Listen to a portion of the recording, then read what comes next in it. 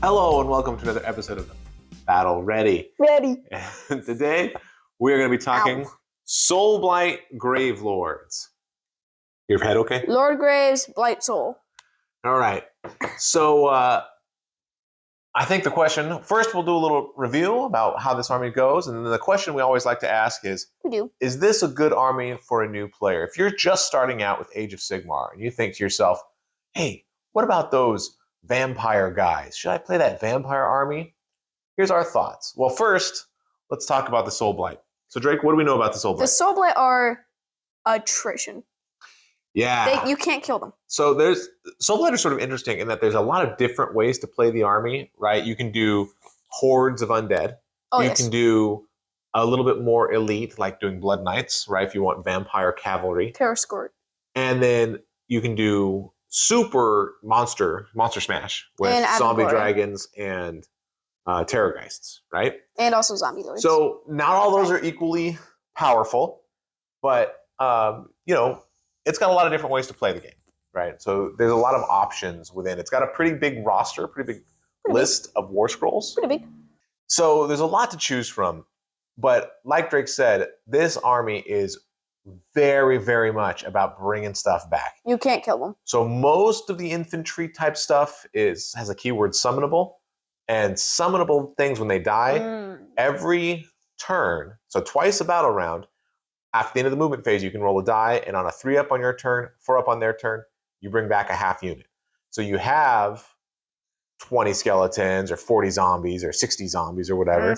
They finally get killed, because that's a lot of units. I mean, a lot of damage wounds on the board, right? They might not be the most damaging, but that's a lot of wounds you have to chew through. And then as soon as the enemy finally chews through all those wounds, you can get another half unit back. Which would be so And since you get to do it, that roll twice per battle round, that averages out to you're getting 1 per battle round. Yeah, right? Which is not fair. Which is pretty good, especially because it's going to be unusual, I think, for you to lose a model 2 units in a round, right? I feel like that, if you've got a buffed up unit of zombies or even skeletons or whatever, those things aren't dying easy. Yeah, it just takes a lot to chew through those wounds. Can you do it? Yeah, sure. I've done it. But it takes some concerted effort. It's not something where you can scatter some mortals around. That, or you just have trolls. Oh yeah, but it takes some concerted effort though. You got to you had your leader and pack of 3 rot guts. With the rot guts got decimated, the leader was fine. So, there's a lot of that. But then some of the dynasties have things like the Virkos make your stuff even better because they give you wolves. Yeah, they can bring more units out. But as a heroic action, you can bring out more summonable stuff, either zombies or dire wolves or whatever. If some of the sub-factions are like Legion of Blood, which makes your vampires, your heroes, stronger or maybe more capable. Yeah. And then so there's lots of stuff going on. So you're going to have, I think, sort of the classic way to play the army. Is it classical? Is to think about you have a few vampire heroes that are like your power guys. Mm-hmm. And then you just and they're out there commanding hordes of undead. So this army tends to be a little bit more horde-y. Yeah. It tends to focus on some relatively, or what should be relatively weak units that just keep coming back. And where does that make them? What do they excel at, and what do they have struggles with? Drake, what are they good at? With the Soulblight, they're good at squatting on objectives and not dying. So that is probably their number one ability. They can get lots and lots of bodies on an objective for control purposes, and then it takes a lot to take them off because there's so many bodies, and then they can bring bodies back. Yeah. So they're constantly threatening that objective. It's very rare that you can punch them off, clear off an objective, and then say, okay, this objective is safe for a while. I can move these troops somewhere else. No, because they can bring people back, and they can bring people back from their graveyards. They can get where they need to be a lot of the time. All right, what else do they excel at? They also excel at, with their zombies especially, making you almost not want to fight them. Yeah. So some of their units, the zombies in particular, you don't want to fight them because the zombies will do mortals back when they die. And now they're easy to kill. They're 1 wound on a 6-up save.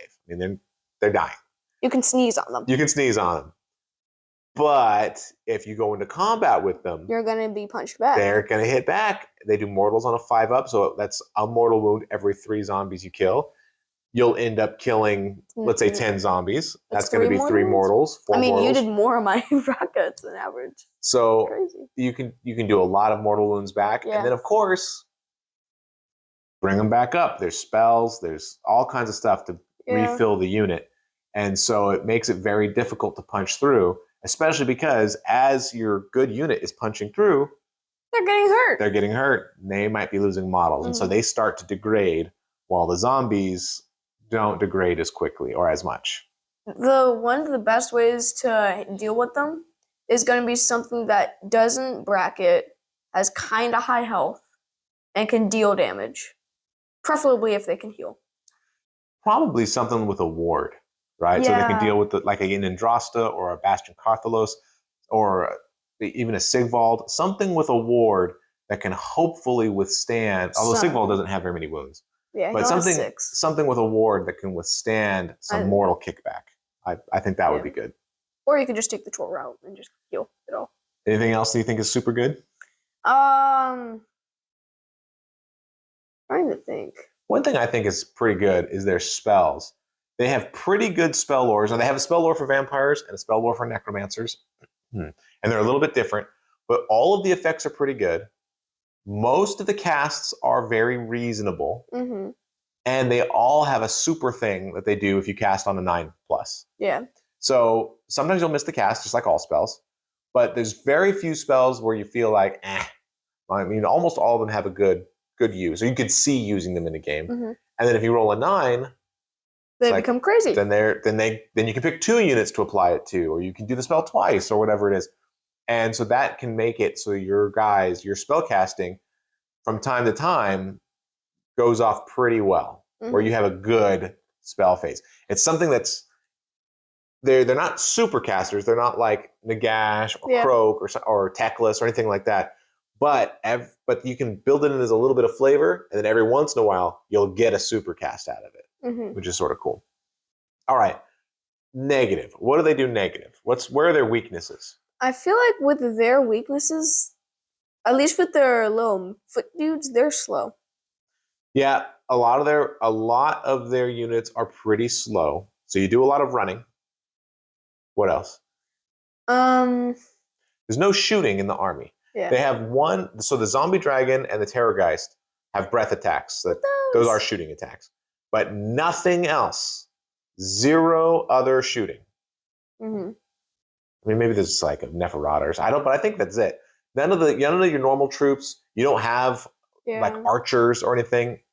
Your shooting options are extremely limited. So one of the best things to do is something that can move fast naturally and still shoot.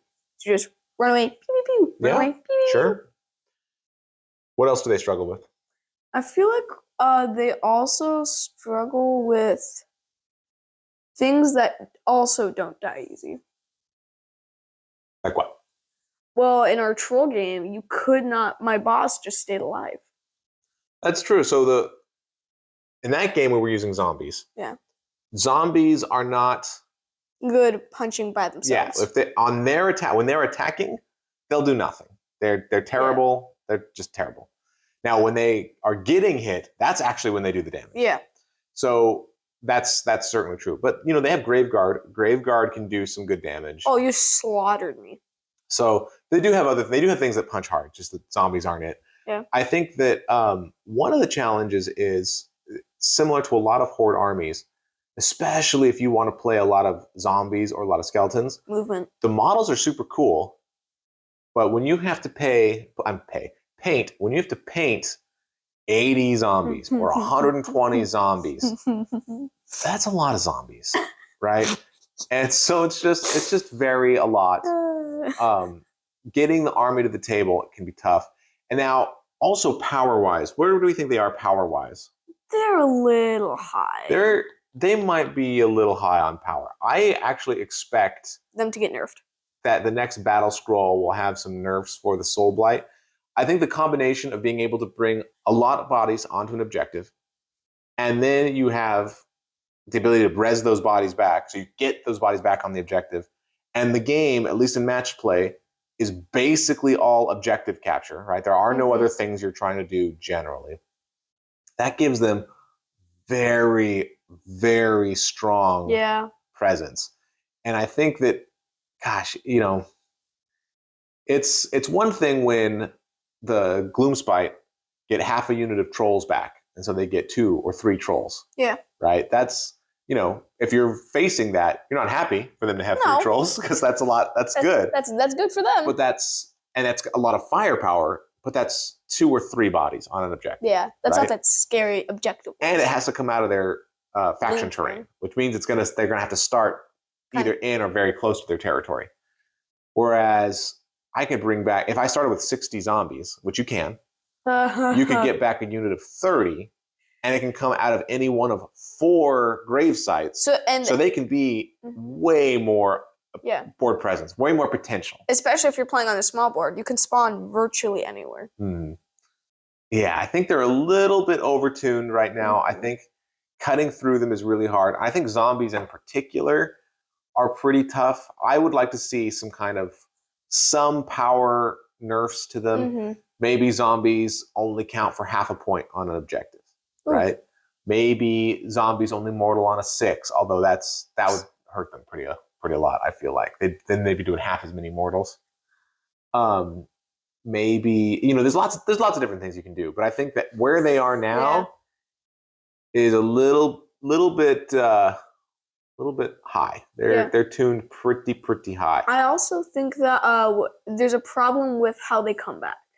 How so? Because you can try and have them come back on both turns. Right. Yes. So even if you get them back on the end of the opponent's movement phase, that's a crazy amount of things. Being able to have them come back every movement phase. Oh yeah, and that's really good too, because maybe you get it at the end of the movement phase, and so you can line up your guys in front. Yeah. So that to make a charge harder, to create a chaff wall. So there's you get a ton of options, and I think if the goal was to siege, you had to take something over, that might be harder.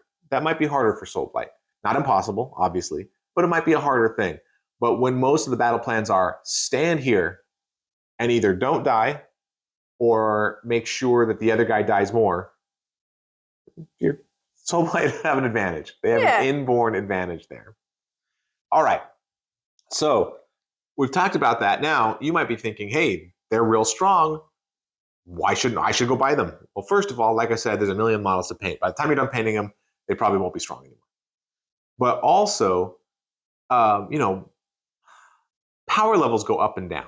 Yeah. The thing that was the most powerful, at one point, Slaanesh was the most powerful army. Then they got nerfed. Then they got totally changed, and they were probably one of the worst performing. And now they're middling. They're okay. They're probably in a good spot. Nothing to write home about. They're fine. So you should get an army because you like the models, or you like the lore, or you like the look of it, or you like that aesthetic, whatever it is, but it should be based on that rather than power level, because the power level is going to change. And if all you care about is power level, you'll be sad to buy that many models, paint that many models, only to have the power level change. And then all your models are terrible. And then all your models are bad. Exactly. It should be the kind of thing that you want to play because you think that is fun to play that army, win or lose. Now, the question is, so we've done a little bit of review of Soulblight Gravelords, the new 3.0 battle tome. And the question is, okay, Drake, you've got a friend. I do. Who says he wants to get into Age of Sigmar. Good job. And he says, I'm not 100% convinced, but I'm looking at those Soulblight Gravelords. What do you think for my first army? What do you think? Okay, what makes you say that? Because, like you said, it's a lot of money because you have to buy a lot of things, you have to paint a lot of things. And as far as we know right now, they're good, but they might get nerfed in some way that the models you buy might be bad. So first of all, let me just say that if that's the army they're jazzed about. All they want, all they can think about is vampires commanding skeletons. Then go for it. Yeah. Then go for it. But I sort of agree with Drake. I would be, if somebody asked me to pick an army that's good for a beginner, I would not pick Soulblight. Soulblight would not be the first one to pick. One, it's a big model range, right? You're going to have a lot to choose from. Two, you're going to have a lot to paint. And if you're just getting into the hobby, painting might seem daunting, especially painting a jillion models, skeletons, zombies, all that kind of stuff. So that could be difficult. Three, there's no shooting, so you don't get to play in that phase. You have, and I just feel like bringing the models back over and over and over, it makes your strategy pretty, I don't want to say static, but it's pretty decided, right? You know what you need to do. You need to just get your models, stand them on there, and win the attrition war, right? Because your job is to outlast whatever they can throw at you. And right now, they can do that.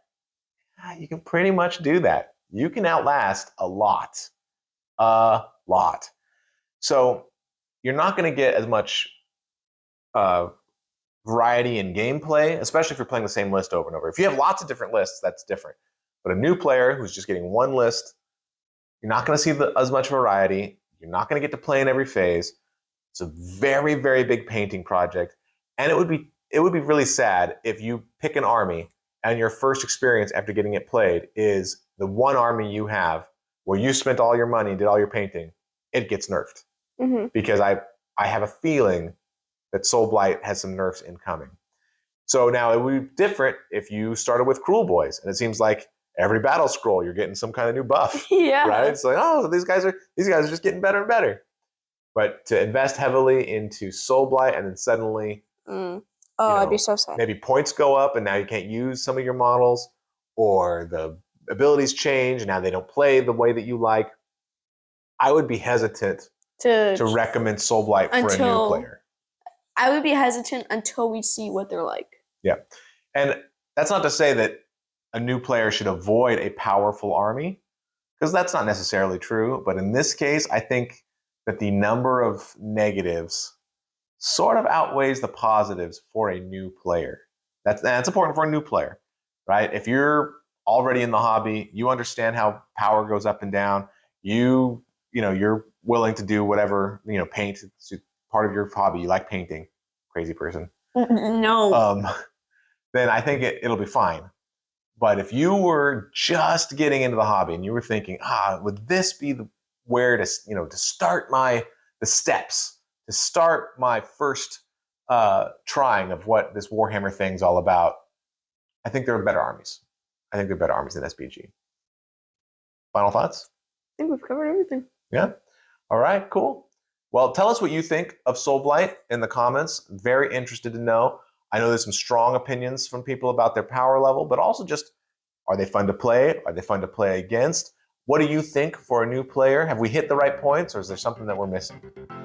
This has been another episode of Battle Ready. Ready. Thanks so much for watching.